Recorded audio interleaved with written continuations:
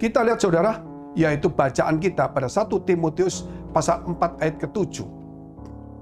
1 Timotius 4 ayat ke-7. Tetapi jauhilah tahayul dan dongeng nenek-nenek tua. Latihlah dirimu beribadah. Latihlah dirimu beribadah. Jauhilah tahayul dan dongeng nenek-nenek tua.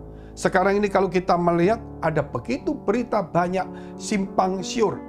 Baik secara politik, secara ekonomi, secara kesehatan, ya termasuk pandemi, wabah. Saudara, ada begitu banyak peraturan, ada begitu banyak hal-hal yang menggoncangkan dunia.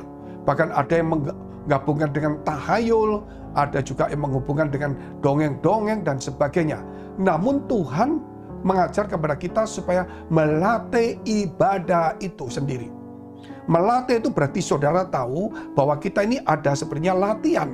Dari awal kita malas, tapi kemudian kita latihan. Waktu latihan kita kok capek, kok sakit semua otot kita. 3 hari kita sakit. Nah, akhirnya kita latihan lagi kok capek, sakit.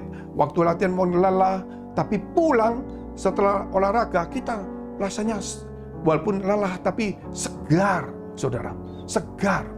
Nah, kemudian kita datang lagi, kok latihan lagi, angkat beban lagi, saudara, push up lagi, mungkin kita aerobik, mungkin kita senam, buang waktu lagi, harus kena matahari, mungkin berenang, pasang pakaian, kedinginan, kita masuk lagi. Nah, tujuannya satu, supaya senang.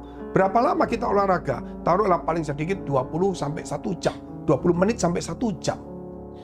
Kita untuk lakukan itu, kita lelah, kita capek.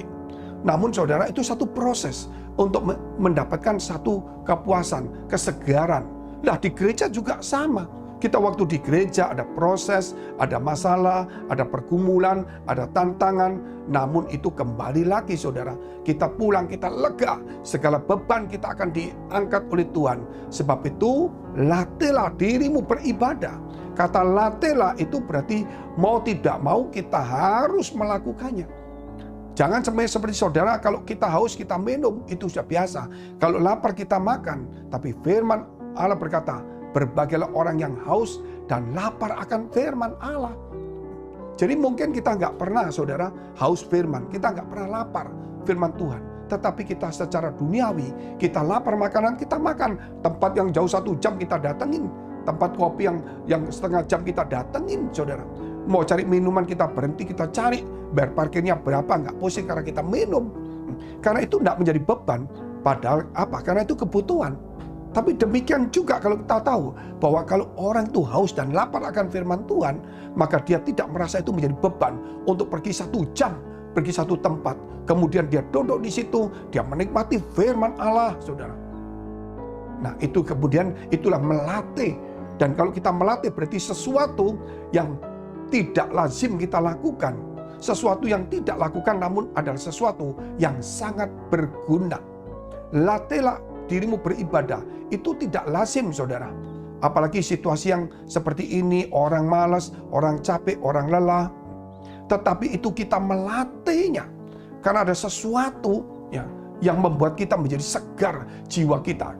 Bayangkan kalau kita tidak dengar firman, kita menjadi loyo, kita menjadi lemas, kita menjadi malas, putus asa, tidak punya pengharapan, kita duduk diam di rumah capek lelah saudara.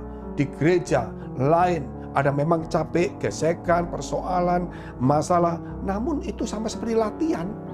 Harus angkat beban, ya. Angkat beban lagi, udah capek, dipaksa lagi supaya otot-ototnya keluar, supaya badannya sehat, supaya mengeluarkan keringat, supaya kolesterol turun.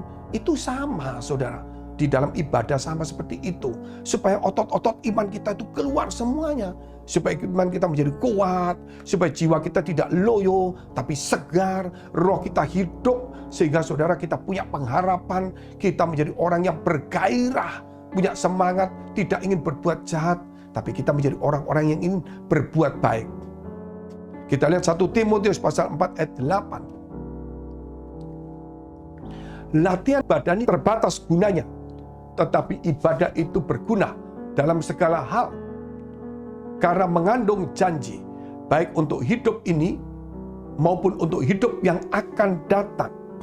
Jadi dikatakan latihan badani terbatas, tetapi ibadah berguna dalam segala hal. Kita lihat itu, ibadah berguna dalam segala hal. Bukan satu hal, bukan kesehatan, segala hal. Karena apa? Mengandung janji, baik untuk hidup ini maupun yang akan datang. Jadi ibadah itu mengandung janji. Ibadah itu, saudara, berguna dalam segala hal. Segala hal. Karena itu mengandung janji, baik untuk hidup ini akan datang. Sedangkan latihan ibadah itu terbatas, saudara. Bisa luka, bisa cedera. Tetapi ibadah itu mengandung janji. Sehingga itu berguna dalam segala hal. Hal apa, saudara? Mau sakit Tuhan bisa sembuhkan. Mau masa depan tidak ada diberikan masa depan. Tidak punya pengharapan diberi pengharapan. Orang putus asa diberi semangat. Orang dilatih untuk hidup baik. Mata rohaninya terbuka. Doanya bisa datang kepada Tuhan. Dia bisa melepaskan semua kepenatan hidup karena Tuhan memberikan kelegaan kepada dia. Sehingga kita datang di gereja jangan loyo. Kita datang di gereja dengan sorak-sorai. Kita datang di gereja dengan hati yang sungguh-sungguh. Kenapa? Saudara, berguna dalam segala hal. Berguna dalam segala hal. Hal apa saja, saudara? Semua hal yang ada di dunia. Yang tadi saya katakan semua. Dia berguna sekali.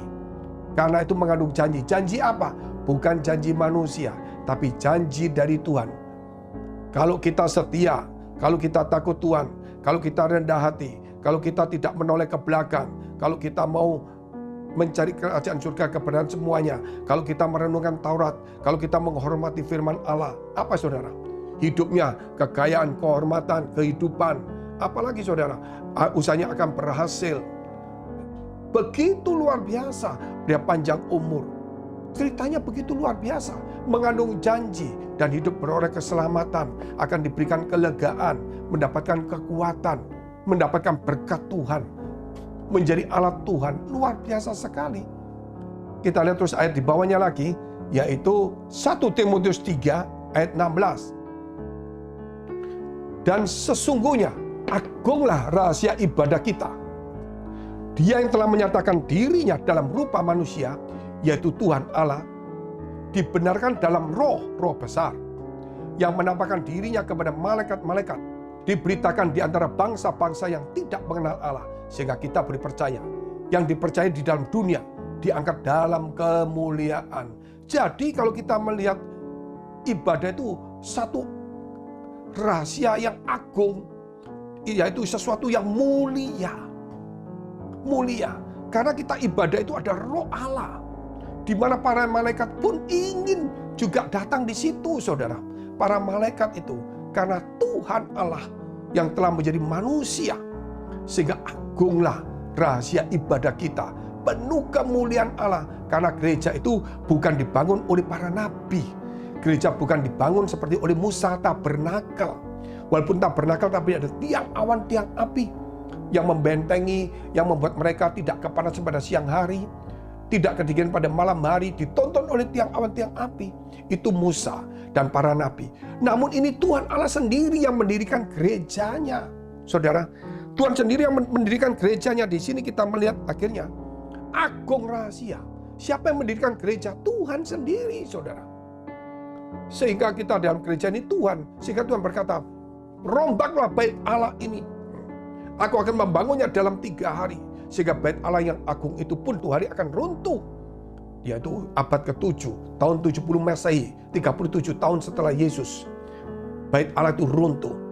Dan Tuhan apa? Adalah dirinya bait Allah itu sendiri. Dia membangun gereja itu sendiri. Kalau kita lihat dalam kitab Daniel, kok jadi baca. Mimpi Nebukadnezar, ada patung yang terdiri dari 4 kerajaan. Kerajaan Babel, kerajaan Media Persia, kerajaan namanya Yunani, kemudian kerajaan Romawi, patung yang besar dilihat itu. Namun ada sebuah batu yang bukan oleh perbuatan manusia, jatuh menimpa kaki patung itu. Nah, ini bukan perbuatan manusia. Maka patung itu jatuh berkeping-keping, 4 kerajaan itu hilang. Maka di situ batu itu menjadi gunung yang besar memenuhi seluruh bumi. Itulah kerajaan yang didirikan oleh Allah, kata kitab Daniel.